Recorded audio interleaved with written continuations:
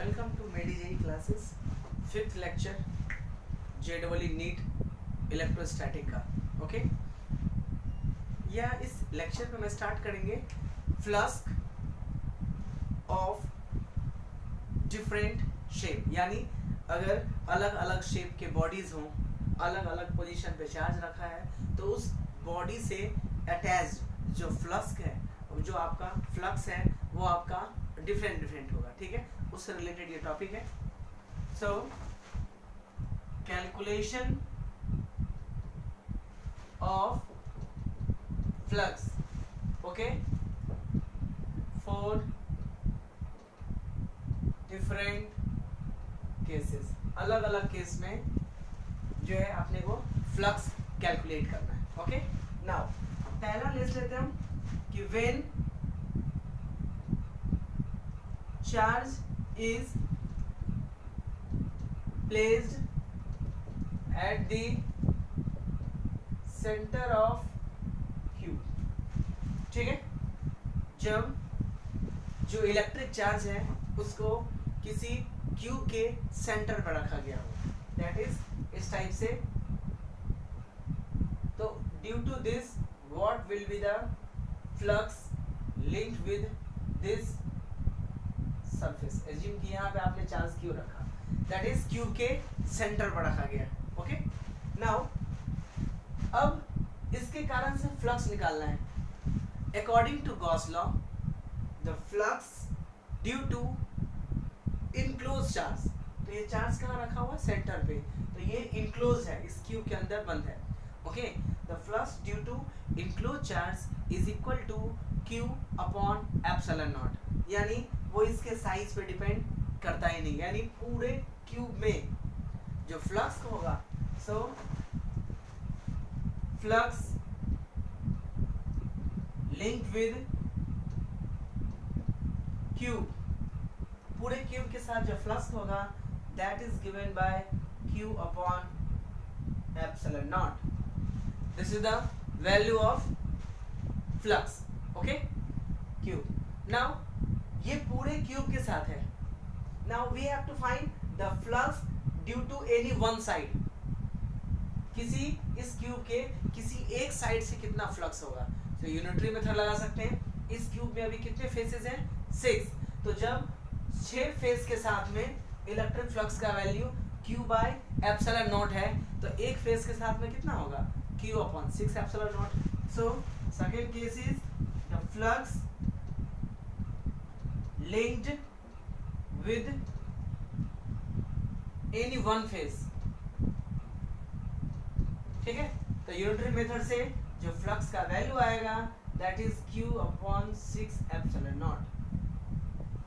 ठीक है, तो ये क्यूब में 6 फेसेस होते हैं, तो एक फेस 6 फेसेस के साथ में q बाय एप्सिलॉन नॉट, तो एक फेस के साथ में कितना होगा? 6 से डिवाइड हो जाएगा. थर्ड वन है कॉर्नर. कॉर्नर के साथ में कितना फ्लक्स लिंक होगा? सो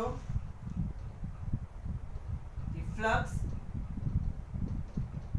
लिंक्ड विद ईच कॉर्नर. तो पूरे क्यूब में टोटल कितने कॉर्नर है? 8 कॉर्नर है. 1 2 3 4 5 6 7 8, टोटल 8 कॉर्नर है. अब जब पूरा क्यूब का था, पूरे क्यूब के साथ में फ्लक्स कितना था? q by epsilon naught. इसका मतलब है पूरा क्यूब में 8 कॉर्नर के साथ में, यानी पूरे के पूरे 8 के 8 कॉर्नर जो था उसके साथ में कितना था? q by epsilon not. तो किसी एक कॉर्नर के साथ में, यानी वर्टिसेस के साथ में जो होगा वो कितना होगा? तो 8 कॉर्नर है, तो 8 कॉर्नर के साथ में ये था, तो एक कॉर्नर, यानी इसके साथ में flux linked with the each corner जो होगा, यानी एक कॉर्नर के साथ में with any one, कोई भी एक corner, that is phi equal to q upon 8 epsilon naught. ठीक है, 8 कॉर्नर है, तो एक कॉर्नर के साथ में कितना होगा? q by 8 epsilon naught. ठीक है, ये 8 टाइम ऐड करेंगे तो जाके ये होगा. ठीक है, ऐड. नाउ इस क्यूब में आपका एजेस भी है. ठीक है, एज भी है, तो कितना एज है इसमें? टोटल 12 एज है. तो जब चार्ज बीच में था तो ये 12 एज के साथ जो फ्लक्स था that is given bye cube epsilon naught, यानी जो साइड्स हैं।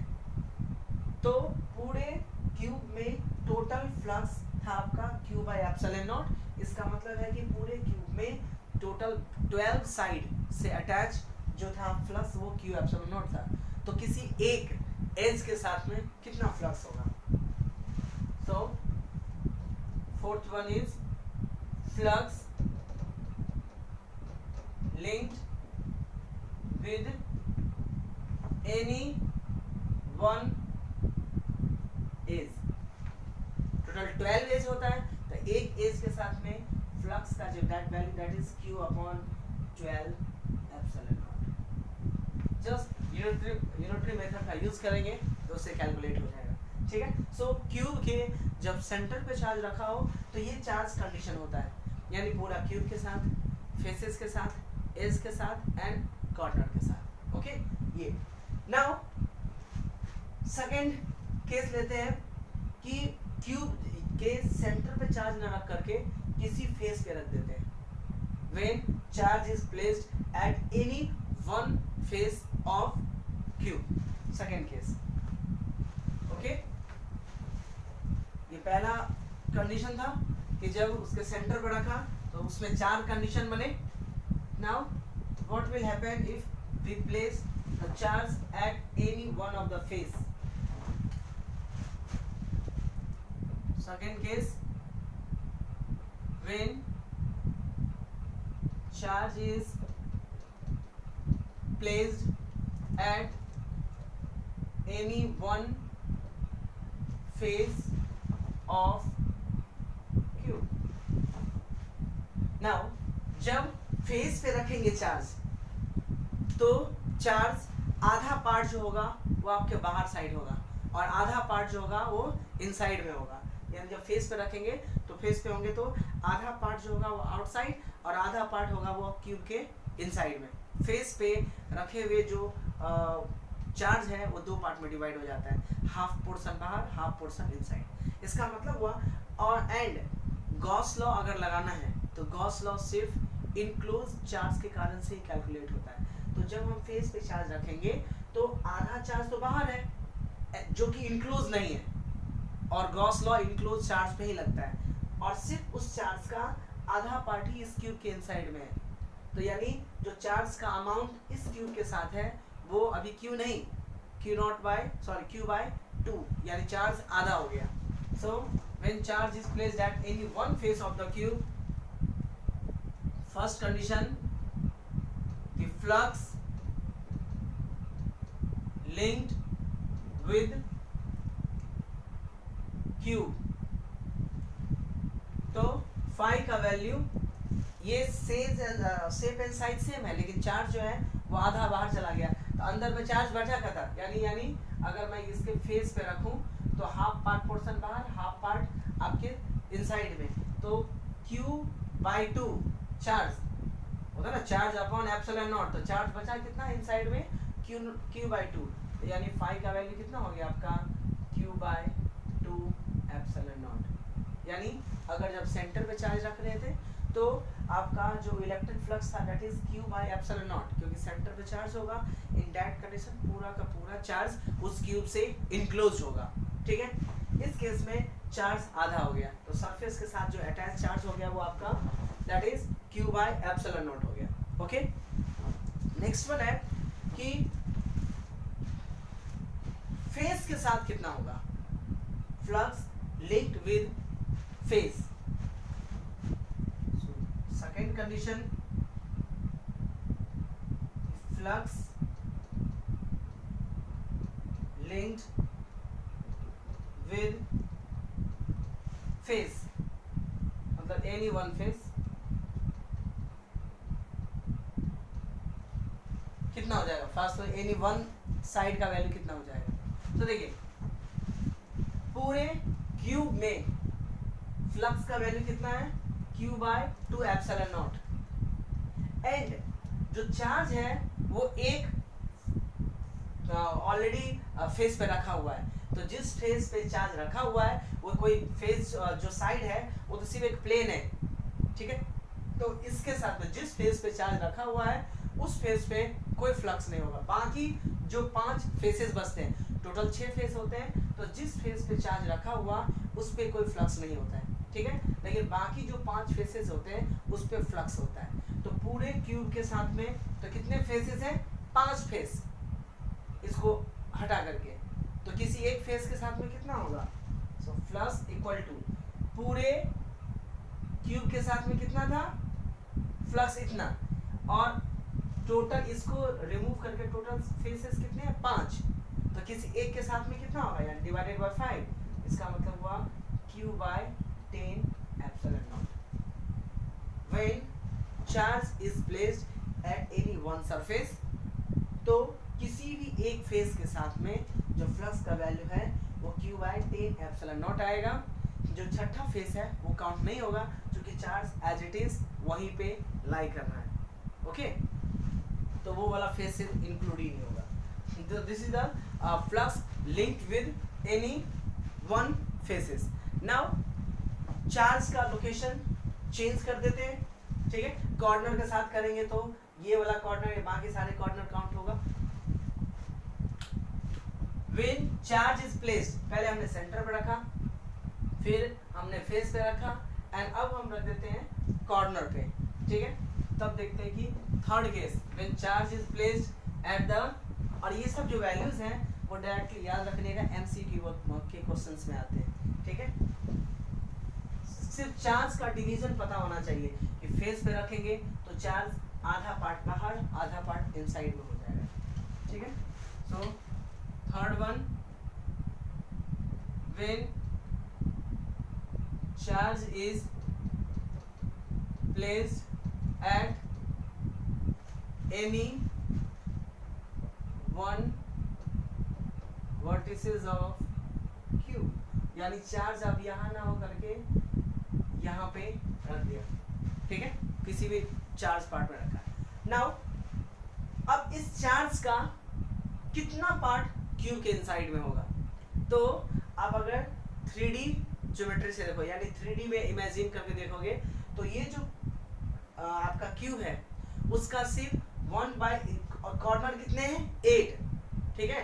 तो 1/8 पार्ट जो होगा वो अंदर होगा, बाकी 7/8 पार्ट जो होता है वो बाहर। यानी सेंटर पर रहेगा तो पूरा का पूरा कंट्रीब्यूशन, फेस पे रहे तो q/2 का कंट्रीब्यूशन, एक कॉर्नर पर रहे तो टोटल 8 कॉर्नर होता है। एक कॉर्नर की बात करो तो आपका एक कॉर्नर में कितना चार्ज इनसाइड में रहेगा?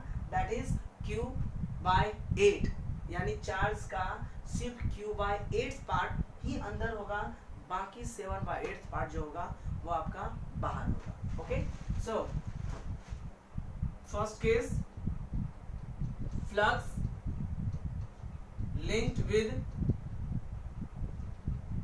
द क्यूब, तो phi equal to cube according to Gauss law q by epsilon naught. लेकिन इस क्यूब में इनक्लोज चार्ज कितना है? क्योंकि ओपन चार्ज पे तो गॉस लॉ लगता ही नहीं है, तो 7/8 पार्ट जो बाहर है उस पे उसका कोई यूज नहीं है। 1/8 पार्ट यानी चार्ज जो है आपके पास में वो अभी q नहीं q/8 है, और according to Gauss law charge upon epsilon naught होता है फ्लक्स। सो फाई का जो वैल्यू होगा that is q/8 epsilon naught. This is the value of flux linked with cube. Okay. Now, case 2, faces के साथ कितना होगा? तो flux linked with face. The flux linked with any one face. तो पहले देखें चार्ज कितना था इनसाइड में? q/8, मतलब टोटल क्यूब, पूरा क्यूब की बात करो तो फ्लक्स कितना था? 8 एप्सिलॉन नॉट। लेकिन अपने से पूछा है फेसेस के साथ में। अब जो इस कॉर्नर पे चार्ज रखेंगे, ये कॉर्नर कितने फेस के साथ डायरेक्ट कांटेक्ट में है?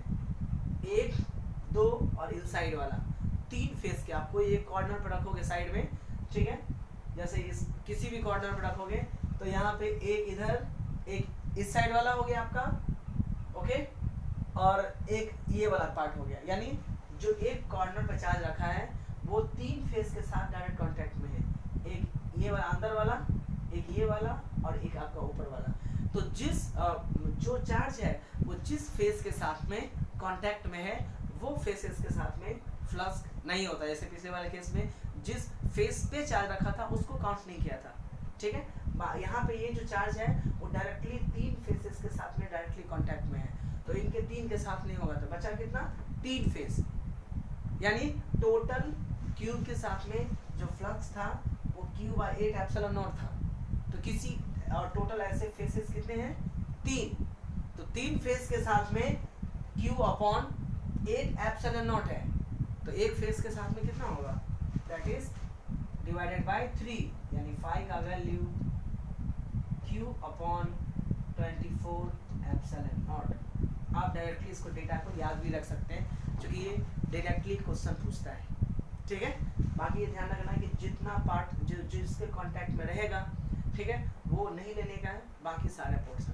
एज में भी सेम काम करना है, इस क्यू के साथ में जितना एज डायरेक्ट कांटेक्ट में है वो नहीं लेंगे। जैसे 3 कांटेक्ट में है तो 12 में से 3 चला गया तो 9, तो यानी सिर्फ 9 एज के साथ ही आपको निकालना है, ओके।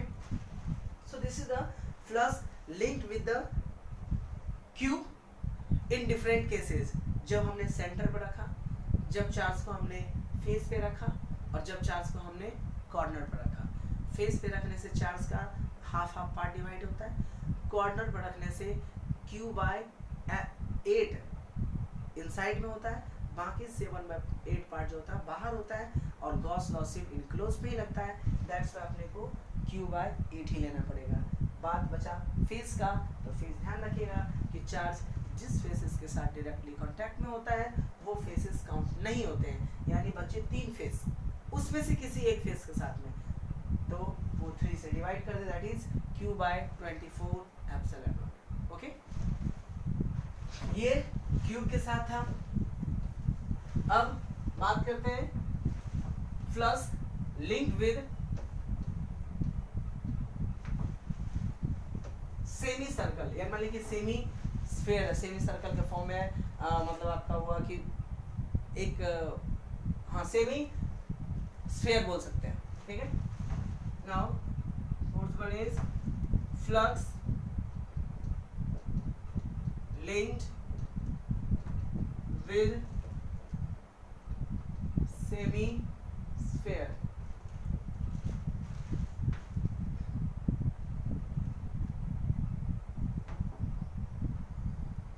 ठीक है, ये सेमी स्फीयर है। अब यहाँ पे आप रख दीजिए, मान लीजिए यहाँ पे चार्ज रख दिया आपने Q, ओके, तो ये Q वाला पोर्शन इसके इनसाइड में है, तो फ्लक्स का वैल्यू, और मान लीजिए ये R जो है that is the radius of the cube.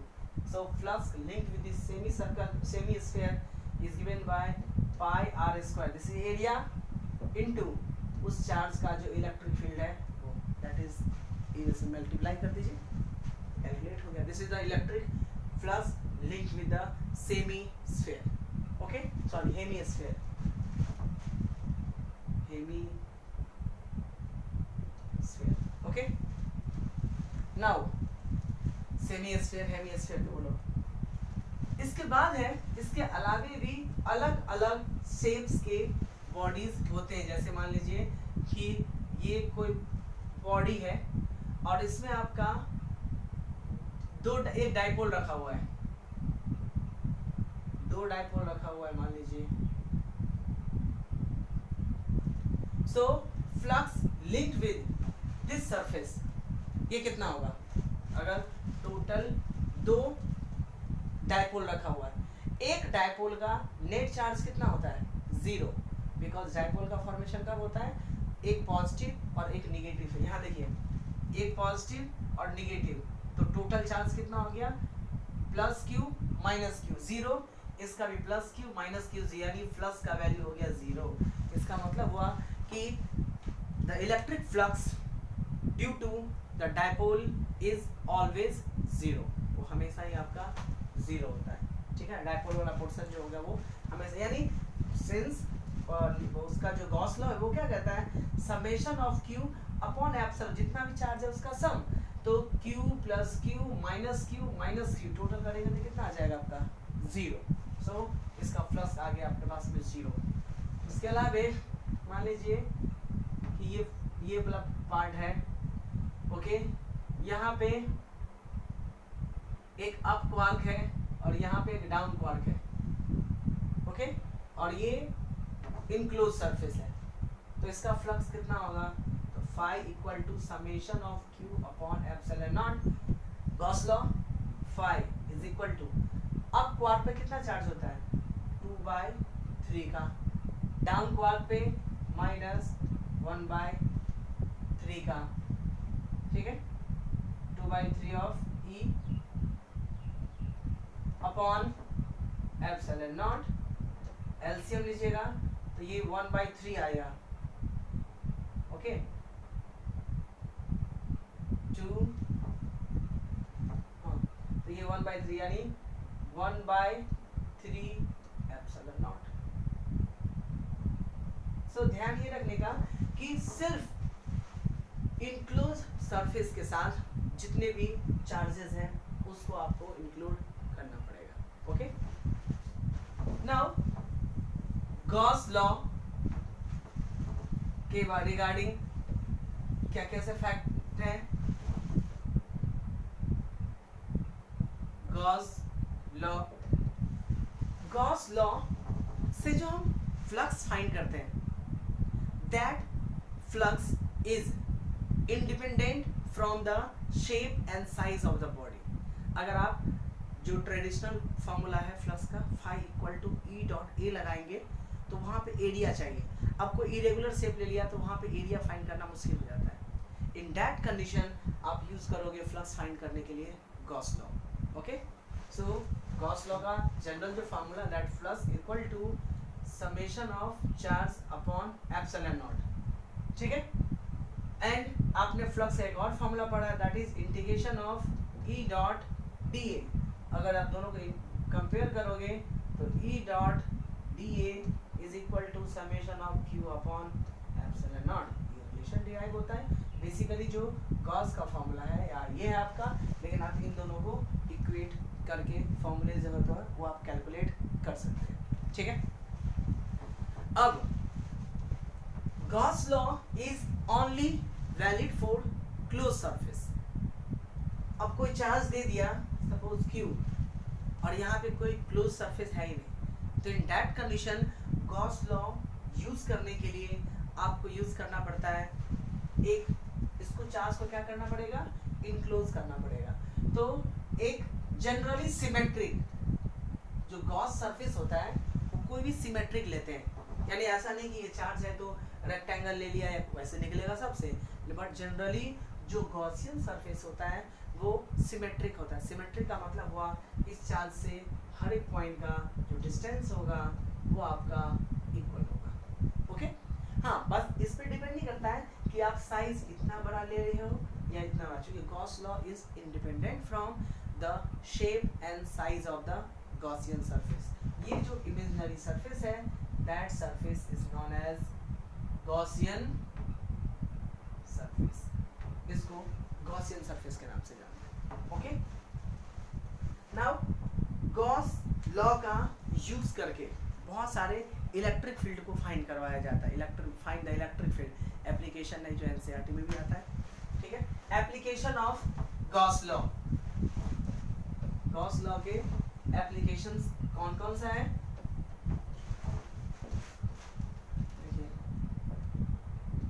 Application of Gauss law, पहला था electric field due to line charge distribution. Line charge distribution का मतलब हुआ कि मान लीजिए एक रॉड है, ओके, जिसपे चार्ज है, ड्यू टू दिस चार्ज, यानी स्ट्रेट जो चार्ज रॉड है उसके से किसी पर्टिकुलर डिस्टेंस, एज्यूम कि r डिस्टेंस पे अपने को इलेक्ट्रिक फील्ड फाइंड करना है, ठीक है। तो in that condition flux electric field find करना with the help of Gauss, तो r डिस्टेंस पे फाइंड करना है। तो इस लाइन चार्ज के सिमेट्रिक सरफेस कौन सा होगा? इस लाइन चार्ज का सिमेट्रिक सरफेस होगा that is cylindrical Gaussian surface.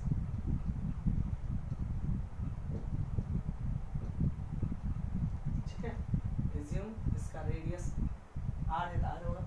So linear charge distribution यानी रॉड कंसिस्टिंग चार्ज, उसके कारण से r डिस्टेंस पे अगर इलेक्ट्रिक फील्ड फाइंड करना है तो उस इलेक्ट्रिक फील्ड का वैल्यू होता है that is the lambda upon 2 pi epsilon naught r, की एनसीईआरटी में गॉस लॉ का पहला डेरिवेशन है। फॉर्मूला ध्यान रखने का, where lambda equal to, lambda is called linear charge density, means lambda equal to charge upon length of rod. मान लीजिए q अमाउंट ऑफ चार्ज था और इस जो रॉड है उसका लेंथ l है, तो इसके कारण से electric field that is equal to q upon l, that is the linear charge density. Okay, so this is the application of Gauss law है पहला। उसके बाद है आपका था electric field due to thin sheet of charge. Okay, electric field due to thin sheet of charge. Second application, electric field due to thin sheet of charge. Okay, यानी इस format में था, फिर इसमें हमने इंक्लोज किया था एनसीईआरटी में, इसका डिटेल डेरिवेशन है। और ये थिन शीट है। थिन शीट का मतलब होता है कि अगर आप चार्ज एक सरफेस पे रखोगे तो ऑटोमेटिकली वो चार्ज जो है वो दोनों साइड अपीयर हो जाएगा। और अगर थिक रहेगा, जैसे ये मान लीजिए डस्टर्ड है, ये थिक है, तो मैं चार्ज यहाँ रखूंगा तो ये चार्ज इस साइड डिस्प्ले नहीं होगा। लेकिन ये बहुत थिन है, जैसे मान लीजिए पेपर है, तो पेपर पे एक साइड में आप चार्ज रखिएगा तो वो दूसरे साइड भी चार्ज आता है।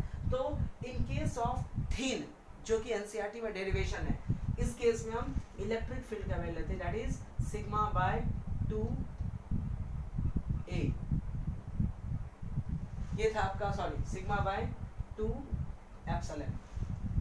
This is the electric field, this is the electric field due to thin sheet of charge. Okay, now if this is thick, अगर ये थिक होता तो क्या होता? If this sheet is thick, thick sheet होगा तो सिर्फ एक सरफेस पे, यानी आप जो इस टाइप से लेते थे थिन में कि चार्ज इधर भी है तो इधर भी इलेक्ट्रिक फील्ड था एंड इधर भी इलेक्ट्रिक फील्ड था, तो आपका दो एरिया था, दैट्स व्हाई यहाँ पे 2 आता था। एंड अगर थिक शीट हुआ तो फिर एक साइड का पोर्शन नहीं आएगा, अगर आप चार्ज इस साइड में रखोगे तो इलेक्ट्रिक फील्ड इसके कारण से होगा, इसके कारण से नहीं होगा। एंड अगर आप चार्ज इस साइड रखोगे तो इस साइड इलेक्ट्रिक फील्ड नहीं होगा। So if sheet is thick, in that condition electric field का वैल्यू सिग्मा अपॉन सिर्फ एप्सिलॉन नॉट होता है। ओके, तो कंपटीशन में ध्यान रखने का, जो कि एनसीईआरटी में सिर्फ थिन शीट दिया हुआ है, बट कॉम्पिटिटिव में थिक और थिन दोनों पूछा जा सकता है। सो ऑन द बेसिस कि दिया क्या हुआ, थिक पूछा है या थिन पूछा है, उसके बेसिस पे ये फॉर्मूला यूज होगा। ठीक है, इसमें 2 नीचे से हटा देने का, बिकॉज जो सरफेस है वो सिर्फ एक ही है, और थिन वाले केस में 2 सरफेस था। ठीक है, so this is the electric field due to thin sheet of charge. अब इसी में आता है कि 2 थिन शीट ऑफ चार्ज रखेंगे तो क्या होगा? Electric field due to 2 parallel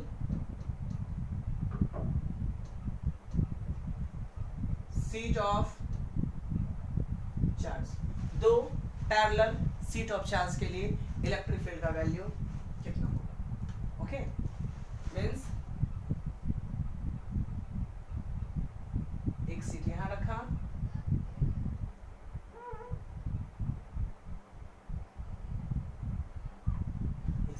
रखा, ठीक है। मान लीजिए यहाँ पे sigma a surface charge density sigma ए है, यहाँ पे बी है, यानी ए जो सीट है उसका surface charge density sigma A, क्योंकि थिन सीट में सरफेस चार्ज डेंसिटी निकालते हैं। नाउ 3 रीजन एज्यूम करते हैं, A B and C. Now due to this two thin, मान लीजिए अभी कि दोनों जो है वो आपका सेम है, अगर अलग होगा तो हम स्पेशल केस में निकाल लेंगे, ठीक है। तो थिन सीट ऑफ चार्ज है। नाउ बी की बात करते हैं, ठीक है। ये दो थिन सीट ऑफ चार्ज है, इसके कारण से बी पे इलेक्ट्रिक फील्ड की बात करते हैं। तो देखिए पॉजिटिव चार्ज, तो थिन पॉजिटिव चार्ज से इलेक्ट्रिक फील्ड क्या होता है, away. So due to this sheet electric field का जो वैल्यू होगा दैट इज, मैं इसको लिखता हूँ ई सिग्मा ए, या ए सीट है, मान लीजिए ए है और ये बी है, तो लिख दीजिए आप ये, दैट इज इस ए शीट के कारण से इलेक्ट्रिक फील्ड का वैल्यू क्या होगा, that is away from the A. Similarly B भी क्या है, पॉजिटिव चार्ज है, तो इसके कारण से इलेक्ट्रिक फील्ड क्या होगा, अवे, यानी इधर हो जाएगा आपका ई बी। सो बी पे ये तो पी क्यू आर लिख लेते हैं ताकि कंफ्यूजन ना हो ए और बी में। तो ए सीट के कारण से इलेक्ट्रिक फील्ड इधर away from positive charge, B के कारण से इलेक्ट्रिक इधर। सो यहाँ पे that is net electric field at Q कितना हो जाएगा, ई ए माइनस ई बी। मतलब जो अगर ई ए बड़ा हुआ ई बी से, वो डिपेंड करता है, यानी sigma A is greater than sigma B. अगर ये उल्टा होता है तो ई बी माइनस ये कर दीजिए। नेट इलेक्ट्रिक फील्ड निकालना, तो हाइयर माइनस लोअर करना है, ओके। तो यानी ई का वैल्यू आएगा, अब थिन सीट के कारण से इलेक्ट्रिक फील्ड कितना होता है, सिग्मा अपॉन, यानी sigma A upon 2 epsilon naught minus sigma B upon 2 epsilon naught. So E equal to 1/2 epsilon not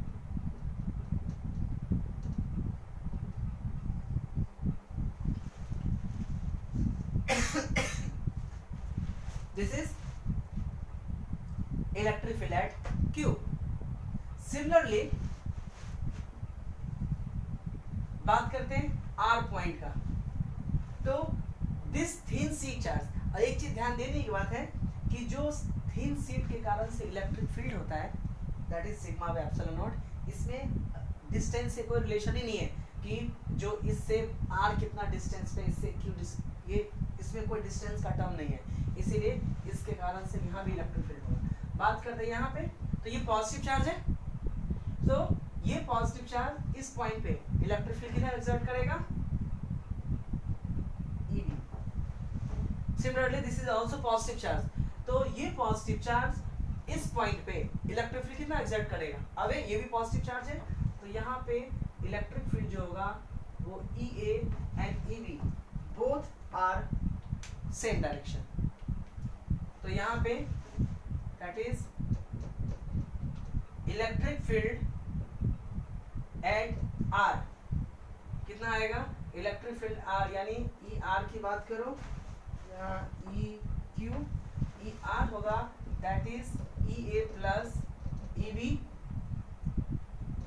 sigma, यानी इसमें से 1/2 एप्सिलॉन नॉट कॉमन ले लीजिए, तो sigma A plus sigma B. This is the net electric field at R। अब अगर ये दोनों सेम पॉजिटिव चार्ज था इसीलिए, ठीक है, ऐड हो गया। नाउ बात करते पी पे। सिमिलरली पी पे क्या होगा, इसके कारण से, ए के कारण से away that is E A and B भी पॉजिटिव चार्ज है, इसके कारण से भी इलेक्ट्रिक फील्ड क्या होगा, that is away from the sheet. तो इससे यानी जो बी वाला पोर्शन होगा दैट इज ई बी भी क्या हो जाएगा आपका सेम डायरेक्शन में। Now electric field at P की बात करो that is E A plus E B आएगा, ओके। नाउ यहाँ पे 1/2 एप्सिलॉन नॉट ये आ जाएगा आपका sigma A plus sigma B. So parallel plate, parallel sheet के कारण से इस तीनों रीजन में इलेक्ट्रिक फील्ड का वैल्यू ये और ये आएगा। तो ध्यान ये रखना है कि डायरेक्शंस बहुत बड़ा रोल प्ले करता है। अगर डायरेक्शंस में कुछ इशू आएगा तो फिर आपका जो है वो आंसर रॉन्ग आएगा, ठीक है। अब इसके ये तो था एक जनरल फॉर्मूला टाइप का। मैं इसके जनरल एक क्वेश्चन दे देता हूँ, आपको आइडिया लग जाएगा कि कैसे बेसिकली सॉल्व करते हैं। ओके, तो एज्यूम ये कीजिए कि दो सीट ऑफ चार्ज है, ठीक है। यहाँ पे two plane sheet of charge. Example assume करते हैं कि मान लीजिए यहाँ पे सिग्मा है positive and another one is minus sigma, ठीक है। ये पॉइंट मान लीजिए ए, ठीक है, ये P, ये Q, ये पॉइंट R। निकालते हैं P पे, ये पॉजिटिव देखिए। अब R की बात करो तो R के, अब ये सीट मान लीजिए A है, ये सीट B है, ठीक है। अब दोनों का जो चार्ज डेंसिटी वो सेम है लेकिन साइन उल्टा है। तो इसके कारण से due to this negative charge, ये R पॉइंट पे इलेक्ट्रिक फील्ड किधर होगा, टुवर्ड्स नेगेटिव चार्ज के कारण से इलेक्ट्रिक फील्ड टुवर्ड्स नेगेटिव होता है। यानी due to this sheet electric field भी, मैंने इसको E माइनस सिंबल से इंडिकेट कर दिया, यानी this electric field is due to this charge. ये क्या आपका पॉजिटिव, तो पॉजिटिव के कारण से इलेक्ट्रिक फील्ड क्या होता है, दैट इज अवे। तो इसके कारण से यहाँ जो इलेक्ट्रिक फील्ड आएगा that is E positive. So net electric field at R उल्टा एक दूसरे के, तो E plus minus E minus, तो E प्लस हो जाएगा आपका sigma by 2 epsilon naught minus sigma by 2 epsilon not. यह कितना क्या, 0, क्योंकि दोनों पे अमाउंट ऑफ चार्ज क्या है, यानी चार्ज डेंसिटी क्या है, सेम। इसका मतलब हुआ कि जितना E प्लस है उतना ही E माइनस है। और पहले बोल रहा हूँ कि इसके जो इलेक्ट्रिक फील्ड होता है वो डिस्टेंस पे डिपेंड ही नहीं करता है कि R पॉइंट जो है वो इससे बहुत नज़दीक है और ये जो R पॉइंट है वो इससे दूर है, इसलिए E प्लस E माइनस के बराबर नहीं होगा, ऐसा कुछ नहीं है। वो डिराइव ही ऐसा किया है कि वो डिपेंड ही नहीं करता है। तो यहाँ पे इलेक्ट्रिक फील्ड जीरो। सिमिलरली इसके कारण से यहाँ इलेक्ट्रिक फील्ड किधर होगा, इधर। ये नेगेटिव चार्ज है तो नेगेटिव चार्ज के कारण से इलेक्ट्रिक फील्ड किधर, इस direction, that is E minus. जितना E प्लस है उतना E माइनस है। अगेन यहाँ पे इलेक्ट्रिक फील्ड एट P कितना हो जाएगा आपका, 0। बात करते हैं Q पे, तो Q ये पॉजिटिव चार्ज है, तो due to this electric field is towards, मतलब अवे फ्रॉम पॉजिटिव, एंड ये नेगेटिव चार्ज है, इसके कारण से इस पॉइंट पे इलेक्ट्रिक फील्ड जो होगा वो आपका, अब दोनों इलेक्ट्रिक फील्ड क्या है, सेम डायरेक्शन में है। तो E Q का value E plus plus E minus, so E Q equal to sigma by 2 epsilon naught plus sigma by 2 epsilon naught. So E Q is equal to sigma by epsilon naught. इसका मतलब हुआ कि इस दो parallel plate के कारण से सिर्फ इसके बीच में इलेक्ट्रिक फील्ड, यानी अगर दोनों के दोनों पॉजिटिव हो, ठीक है, तो दोनों अपोजिट डायरेक्शन में, और अगर एक पॉजिटिव एक नेगेटिव हो और दोनों का अगर मैग्नीट्यूड सेम हो तो सिर्फ बीच में इलेक्ट्रिक फील्ड लाई करेगा, बाकी दोनों साइड में क्या हो जाएगा आपका, कैंसल आउट हो जाएगा। तो टोटली डिपेंड करता है कि ये दोनों सरफेस चार्ज डेंसिटी सेम है या नहीं। Okay, this is the electric field due to surface charge density, मतलब plane thin sheet of charge. Now electric field due to spherical shape of body. Okay, electric field due to hollow sphere. Spherical cell मतलब hollow sphere. Third one, electric field due to hollow sphere, मतलब जिसके inside वाला portion जो हो वो खाली हो, that is the hollow sphere. Now value find करते हैं. ये hollow sphere है. अगेन ये एनसीईआरटी का जो गॉस लॉ का थर्ड एप्लीकेशन है, ये आप ऑलरेडी डिराइव कर चुके हैं. Assume the radius of R. अब इसमें तीन केसेस होते हैं, आउटसाइड, सरफेस एंड इनसाइड. तीन केसेस इसमें जनरली काउंट किया जाता है.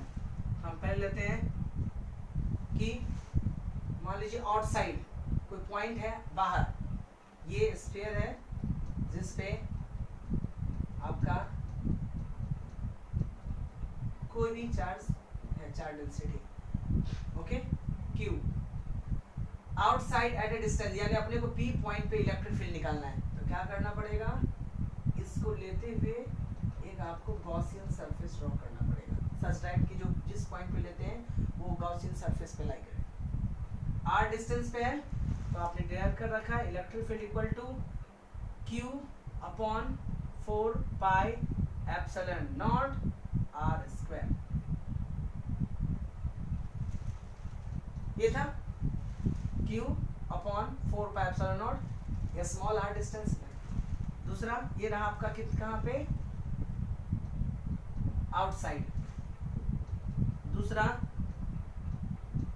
एट सरफेस, यानी ये पॉइंट अगर ये P पॉइंट यहाँ लाई करे, तो जब यहाँ लाई करेगा तो जो R होगा वो किसके बराबर हो जाएगा, कैपिटल R के बराबर. यानी कैपिटल R क्या है, स्फीयर का रेडियस. सो आप स्मॉल r के बदले कैपिटल R रख दीजिए और इसका वैल्यू इसमें रख दीजिए. So electric field is equal to q upon 4 pi epsilon naught R square. ये निकल गया.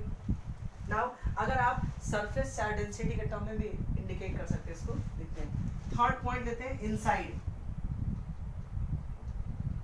इनसाइड द हॉलो स्फीयर, जिसको स्फेरिकल सेल भी बोलते हैं.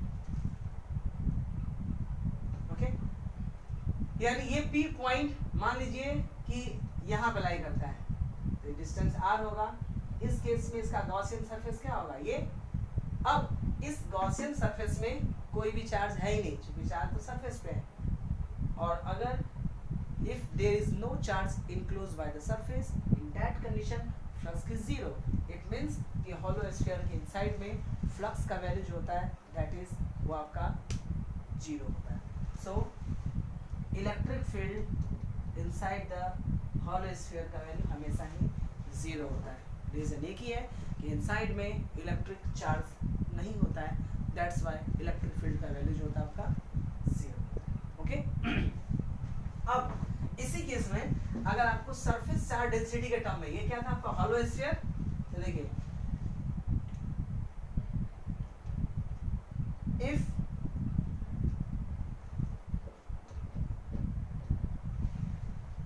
Sigma is surface charge density, surface का मतलब सिग्मा इक्वल टू क्या, Q अपॉन एरिया. और हमने अभी क्या, स्फेरिकल सेल, तो स्फीयर का सरफेस एरिया कितना होता है, sigma equal to Q upon 4 pi R square.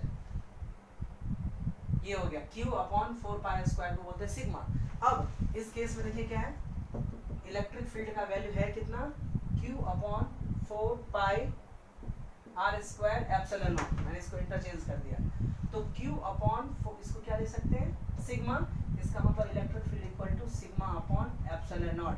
Competitive exam में ये शॉर्ट में दिया रहता है, क्योंकि आपको लॉन्ग में तो पता होता है, बट सिग्मा के टर्म में क्या होगा वो आइडिया नहीं रहता है.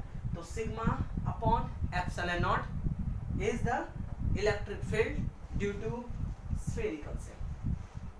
Okay, sigma in terms of charge density. Now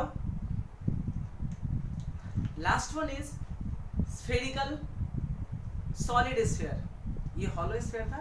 अब लास्ट वन है आपका सॉलिड स्फीयर के कारण से इलेक्ट्रिक फील्ड फाइंड करना. वहीं आउटसाइड, इनसाइड एंड सरफेस, इसमें एंड सॉलिड स्फीयर में ये सिमिलरिटी है कि outside electric field of hollow sphere and outside of solid sphere दोनों का formula same. At the surface of hollow sphere and at the surface of solid sphere वो भी दोनों सेम फॉर्मूला होता है, बस इनसाइड का डिफरेंट होता है. हॉलो स्फीयर में इनसाइड में पूरा वैकेंट होता है तो चार्ज एग्जिस्ट नहीं करता है. दैट्स वाई हॉलो स्फीयर के इनसाइड में इलेक्ट्रिक फील्ड का वैल्यू जो होता है वो आपका जीरो होता है. बट सॉलिड स्फीयर के केस में इलेक्ट्रिक फील्ड का वैल्यू जो होता है वो जीरो नहीं होता है. रीजन, सॉलिड में इनसाइड में भी मटेरियल होता है तो उसमें भी चार्ज एग्जिस्ट करता है, यानी इनसाइड में चार्ज कंप्लीटली जीरो नहीं होता है. ठीक है, दैट्स वाई. तो electric field due to hollow solid sphere, hollow sphere हो गया अभी. Electric field due to solid sphere check कर लेते हैं. उसका जनरल फार्मूला भी होता है. So fourth one is electric field due to solid sphere. Solid sphere के इलेक्ट्रिक फील्ड निकालना है. ओके, तो सॉलिड स्फीयर में चार्जेस जो होते हैं वो इनसाइड में भी लाई करता है एंड सरफेस पे भी होता है, आउटसाइड नहीं लाई करता. मान लीजिए इसका रेडियस आपका कैपिटल आर और बाहर अगर निकालना हो तो इसका डिस्टेंस मान लेते हैं आर, गॉसियन सरफेस. सो पहला केस, एक जनरल फार्मूला होता है इसका. जनरल फार्मूला में वैल्यू रखते जाइए तो आपको पूरा का पूरा डेटा जो है आपका कैलकुलेट होता जाएगा. ठीक है, जनरल फार्मूला जो फाइंड करना है इसका आपका इनसाइड में, देखिए आउटसाइड में तो एग्जैक्टली सेम जैसे आपने फाइंड किया है वैसे एग्जैक्टली का वैल्यू सेम होता है. इनसाइड में ही जो होते हैं वो आपका डिफरेंट होता है. Outside electric field outside the solid sphere that is equal to,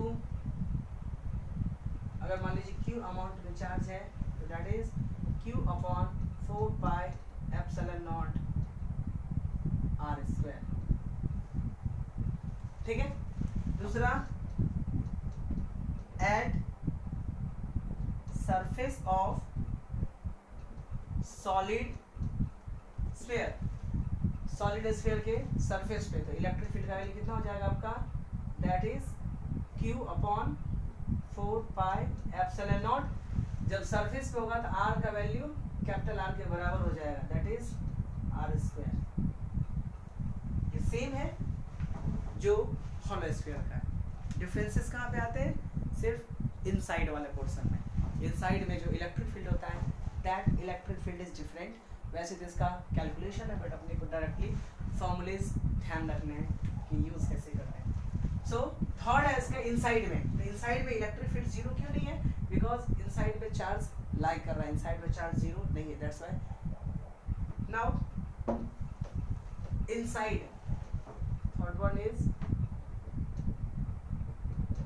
inside the solid sphere electric field का वैल्यू होता है q बाय 4 pi epsilon not capital R q ऊपर में स्मॉल r. स्मॉल r मतलब क्या हुआ कि ये सॉलिड स्फीयर है तो ये सॉलिड स्फीयर का रेडियस है और मान लीजिए यहाँ से r डिस्टेंस आपको फाइंड करना है तो ये r ये वाला है और ये कैपिटल R है. ठीक है, अब इस फार्मूला से आप तीनों ही निकाल सकते हैं. जब r का वैल्यू r के बराबर यानी सरफेस में होगा तो r स्क्वायर आ जाएगा. ठीक है, so this is the electric field inside the surface. अब इस केस में जो निकालते हैं कैसे, अब देखिए अगर ये r सेंटर की बात करो, थर्ड वन लिखते हैं at the centre of solid sphere. Solid sphere के इनसाइड में ये फॉर्मूला होता है सेंटर पे, तो सेंटर पे क्या हो जाएगा, आर का वैल्यू 0, तो इलेक्ट्रिक फील्ड कितना निकल गया, 0। इसका मतलब हुआ कि हॉलो स्फीयर में सब जगह इलेक्ट्रिक फील्ड 0 होता है, बट सॉलिड स्फीयर में सेंटर पे इलेक्ट्रिक फील्ड 0 होता है, बाकी इनसाइड में फील्ड 0 नहीं होता है।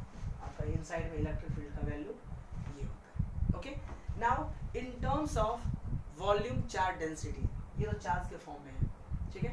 वॉल्यूम चार्ज डेंसिटी के फॉर्म में इसको कैसे कैलकुलेट करते हैं, तो देखिए इलेक्ट्रिक, इफ मान लीजिए रो सिग्मा, सिग्मा क्या बोलते हैं, वॉल्यूम चार्ज डेंसिटी।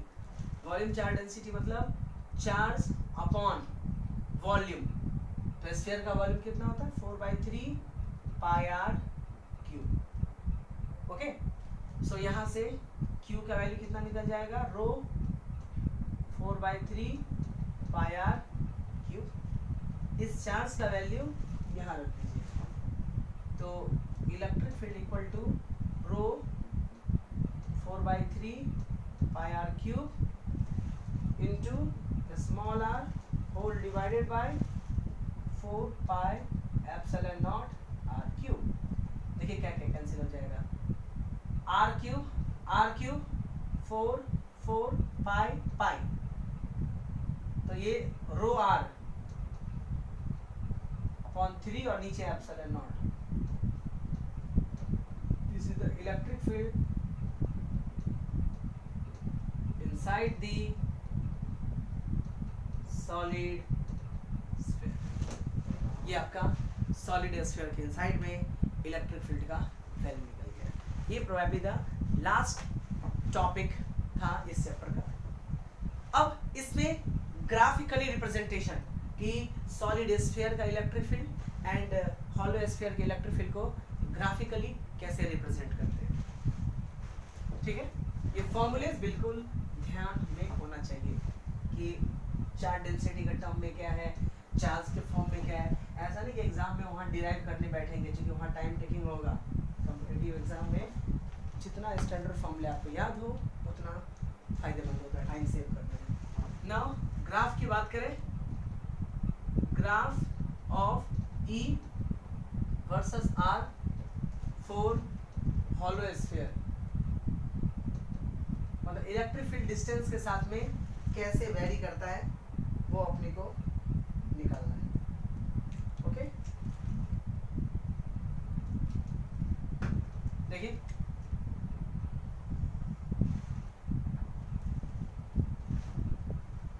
ये मान लीजिए ये इलेक्ट्रिक फील्ड है and this is the are.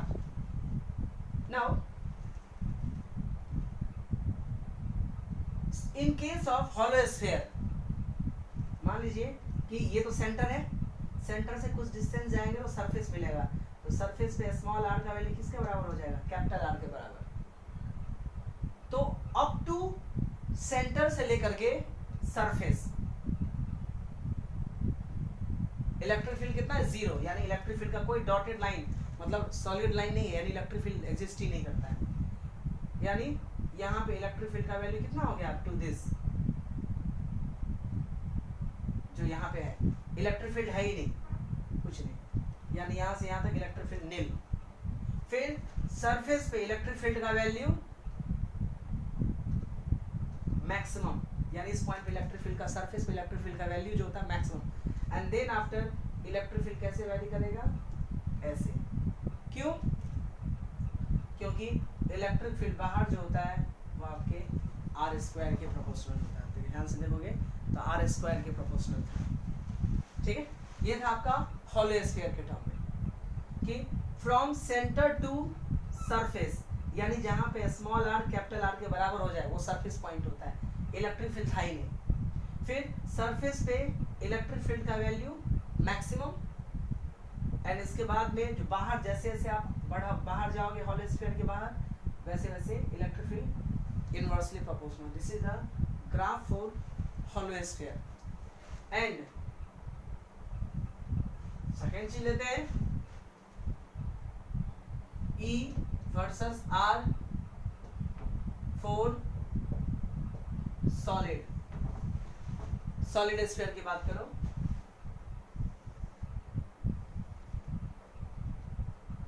ये इलेक्ट्रिक फील्ड, ये आर, सॉलिड ये सेंटर है, तो सॉलिड स्फीयर के भी सेंटर पे इलेक्ट्रिक फील्ड का वैल्यू कितना होता है? 0, यहाँ पे 0 है। अप टू सरफेस, यानी जब आर का वैल्यू कैपिटल आर के बराबर हो जाए, इलेक्ट्रिक फील्ड बिल्कुल स्ट्रेट बढ़ रहा है। फार्मूला भी बताया था, कितना था? Electric field equal to Q R upon 4 pi epsilon naught R cube. यहाँ देखोगे तो electric field directly proportional to R है, that is E is directly proportional to R. From center to surface, solid sphere में E R के directly proportional है। तो directly proportional graph क्या होता है? Straight line. तो सेंटर पे 0, अप टू सरफेस ये हो गया। यहाँ पे जाकर के आपका वैल्यू कितना हो जाएगा?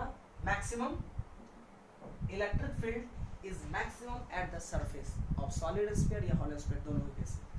And then after it follow the same path, that is E inversely proportional to R square। इन दोनों में डिफरेंस है कि from 0 to R surface इसमें इलेक्ट्रिक फील्ड का वैल्यू 0 है, लेकिन from 0 to R इसमें इलेक्ट्रिक फील्ड जो है स्ट्रेट लाइन वेरी कर रहा है। ये बाकी पोर्शन इसका सेम है, बट ये जो इनसाइड वाला पोर्शन है उसमें ये वेरी करता है, सॉलिड स्फीयर के लिए और ये आपका हॉलो स्फीयर के लिए। ठीक है, तो ये ओवरऑल था आपके फॉर्मूलेज। कुछ ऐसे ही फॉर्मूले आएंगे जो हम क्वेश्चन सॉल्व करेंगे तो उसमें यूज करेंगे। अब नेक्स्ट ये थियरी पोर्शन जो है फर्स्ट चैप्टर का वो कंप्लीट हो गया। ओके, नाउ नेक्स्ट जो आपके लेक्चर्स होंगे कॉम्पिटिटिव का, उसमें हम कुछ सेलेक्टेड क्वेश्चन लेंगे, ठीक है, कि जिसका कैलकुलेशन बहुत हार्ड हो और उस पर शॉर्टकट यूज करके हम छोटे छोटे मेथड से यूज करेंगे, ताकि आपको क्लियर हो कि ये जो हम इतने सारे जो थियरी पढ़े हैं उसका एग्जैक्टली यूज कहाँ पे होता है। ठीक है, वो हम नेक्स्ट से प्रोसीड करेंगे। फर्स्ट चैप्टर का JEE का थियरी कंप्लीटली ये यहाँ पे कंप्लीट हो गया। ठीक है, इसको थ्रू आउट बाय हार्ट कर लीजिए, अच्छे से समझ के करना है, कीवर्ड के साथ करना है। आपने फॉर्मूला लर्न कर लिया लेकिन यूज़ करने नहीं आएगा तो नहीं होगा। कीवर्ड ध्यान रहेगा तो क्वेश्चन नहीं भी आप सॉल्व किए रहोगे तो भी कीवर्ड आप देखो, अच्छा ये कीवर्ड तो ये फॉर्मूला है, तुरंत वो फॉर्मूला यूज़ कर सकते हो। ठीक है, सो ये सारे फॉर्मूले आपको बाय हार्ट होना चाहिए। एंड देन आफ्टर आप किसी भी कॉम्पिटिटिव एग्जाम के क्वेश्चन उठाओ, सॉल्व करना स्टार्ट कीजिए। फॉर्मूले बेस जितने भी आएंगे वो सारे तो सॉल्व होंगे। ठीक है, नेक्स्ट में क्वेश्चन सॉल्व करेंगे, कुछ अच्छे अच्छे क्वेश्चंस।